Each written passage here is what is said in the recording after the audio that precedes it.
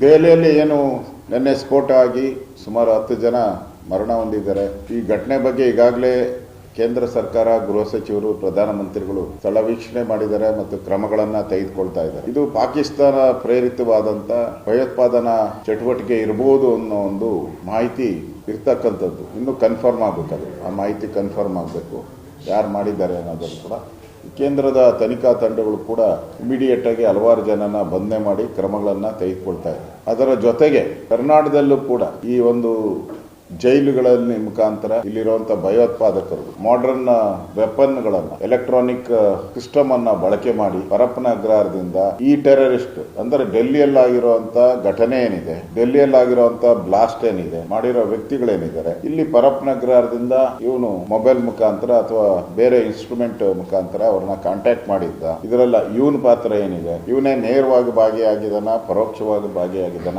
ಇದು ಕೂಡ ಬಹಳ ಇಂಪಾರ್ಟೆಂಟ್. ಇದನ್ನು ಕೂಡ ತನಿಖೆ ಮಾಡಬೇಕು. ಆ ಆಂಗಲ್ ಅಲ್ಲಿ ರಾಜ್ಯ ಸರ್ಕಾರ ತನಿಖೆ ಮಾಡಬೇಕಾದ್ರೆ ನಾನು ನಿನ್ನೆನೆ ಆಗ್ರಹ ಮಾಡಿದ್ದೀನಿ, ಇದನ್ನ ಎನ್ಐಗೆ ಕೊಡಬೇಕು, ನ್ಯಾಷನಲ್ ಇನ್ವೆಸ್ಟಿಗೇಷನ್ ಏಜೆನ್ಸಿಗೆ ಕೊಡಬೇಕು ಅನ್ನೋ ಆಗ್ರಹವನ್ನ ನಾನು ನಿನ್ನೆನೆ ಹೇಳಿದ್ದೀನಿ. ಇವತ್ತೂ ಅದನ್ನ ಆಗ್ರಹವನ್ನ ಮಾಡ್ತಾ ಇದ್ದೀನಿ. ಯಾಕಂದ್ರೆ ಇವರು ಬಹಳ ದಿನಗಳಿಂದ ಈ ಪರಪ್ಪನ ಅಗ್ರಹಾರದಲ್ಲಿ ಯಾವ್ಯಾವ ಟೆರರಿಸ್ಟ್ ಜೊತೆ ಮಾತಾಡಿದ್ದಾನೆ, ಮತ್ತೆ ಅವರಿಗೆ ಎಕ್ವಿಪ್ಮೆಂಟ್ ಕೊಟ್ಟೋರು ಯಾರು, ಆ ಮೊಬೈಲ್ಗಳನ್ನ ಸಪ್ಲೈ ಮಾಡಿದವರು ಯಾರು, ಅದರಿಂದ ಇರುವಂತ ಭಯೋತ್ಪಾದಕರು ಯಾರು, ಅದರಿಂದ ಇರುವಂತ ರಾಜಕಾರಣಿಗಳು ಯಾರು, ಇವೆಲ್ಲ ಬಯಲಿಗೆ ಬರಬೇಕಾಗಿದೆ. ಇದು ರಾಷ್ಟ್ರದ್ರೋಹದ ಕೆಲಸ ಮತ್ತು ದೇಶದ ಭದ್ರತೆಗೆ ಸಂಬಂಧಪಟ್ಟಂತದ್ದು. ಇವತ್ತು ಅಮಾಯಕವಾಗಿ ಒಂದು 10 ಜನ ಸತ್ತಿದ್ದಾರೆ. ಇದಕ್ಕೆಲ್ಲ ಸರ್ಕಾರ, ಕೇಂದ್ರ ಸರ್ಕಾರ ಸೂಕ್ತ ಸಮಯದಲ್ಲಿ ಸೂಕ್ತ ಕಾರ್ಯಾಚರಣೆಯನ್ನ ಗ್ಯಾರಂಟಿ ಮಾಡ್ತಾರೆ. ಇದು ಮನಮೋಹನ್ ಸಿಂಗ್ ಸರ್ಕಾರ ಅಲ್ಲ, ಸೋನಿಯಾ ಗಾಂಧಿಯವರ, ರಾಹುಲ್ ಗಾಂಧಿಯವರ ಸರ್ಕಾರ ಅಲ್ಲ.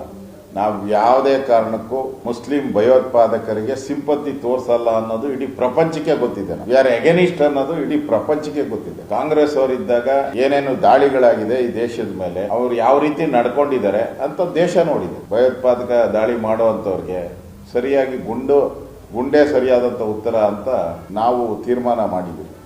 ಭಯೋತ್ಪಾದಕರಿಗೆ ಭಯೋತ್ಪಾದನಾ ದೃಷ್ಟಿಯಿಂದನೇ ಉತ್ತರ ಕೊಡೋದು, ಗುಂಡೆಗೆ ಗುಂಡೆ ಉತ್ತರವನ್ನ ಕೊಡುವಂತ ತೀರ್ಮಾನವನ್ನ ಈಗಾಗಲೇ ಕೇಂದ್ರ ಸರ್ಕಾರ ಗಡಿಗಳಲ್ಲಿ ಮಾಡಿದೆ. ಕಾಂಗ್ರೆಸ್ ಕಾಲದಲ್ಲಿ ನಡೀತಾ ಇತ್ತಲ್ಲ ದಿನನಿತ್ಯ ಭಯೋತ್ಪಾದನೆ, ಹಂಗ್ ನಡೆಯಕ್ಕೆ ಇವಾಗ ಆಗಲ್ಲ. ಆ ಭದ್ರತೆ ಇದೆ.